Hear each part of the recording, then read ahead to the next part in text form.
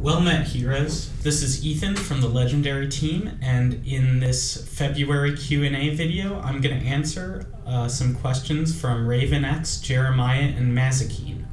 Between the three of them, they were asking a number of questions about heroes, and it seemed like a really good opportunity to explain to you what's visible on card backs.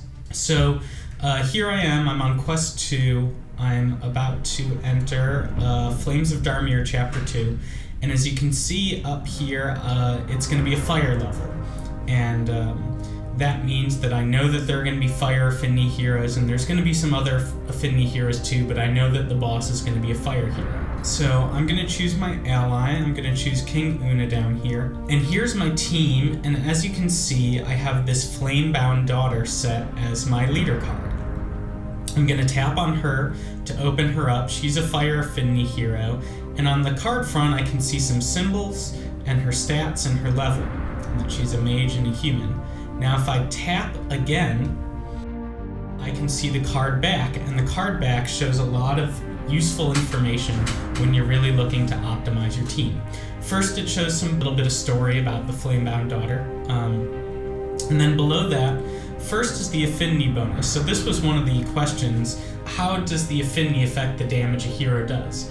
And on each card back it'll explain what that hero is and what their affinity bonuses are. So as you can see, the Flamebound Daughter has plus 100% bonus damage against earth heroes and minus 50% damage against water heroes. So each time the Flamebound Daughter attacks, if the enemy she's attacking is an earth hero, she does double damage, and if it's a water hero, she does half damage. And here, let's just, for example, look at my Yoran Nomad, flip her over. She is an earth affinity hero. She does bonus damage against water heroes and negative damage against fire heroes.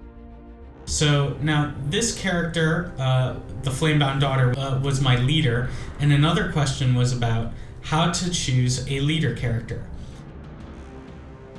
Now again, if you go to the card back, you'll see below the affinity information is some skill information. This character has the leader skill Archenhold Thanks. What that means is that if she is equipped as the leader, which she is currently, plus 3% damage for all fire heroes. Now, I am going to be on a fire level, so getting a leader hero that grants all fire heroes bonus damage might not be the best choice. So I'm going to tap on her again, and I'm going to swap, and I want a different hero. I'm going to do a water hero. Cost exceeded, so my team cost is not high enough to equip the Wavestorm Biclops as my leader hero, but I'm going to look at this Frostbane Elder. So, I equipped him. If I flip him over, he does bonus damage against fire heroes, which is going to be good here, because I know a fire hero is going to be the boss.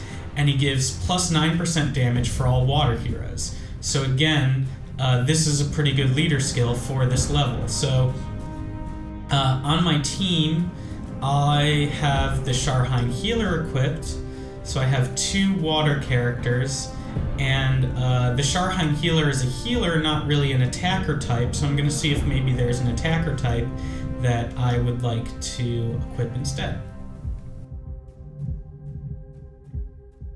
So I've got this Sharhine Recruit, and there we go. I'm pretty well set up with my 3 water characters and my water leader skill to attack this fire level.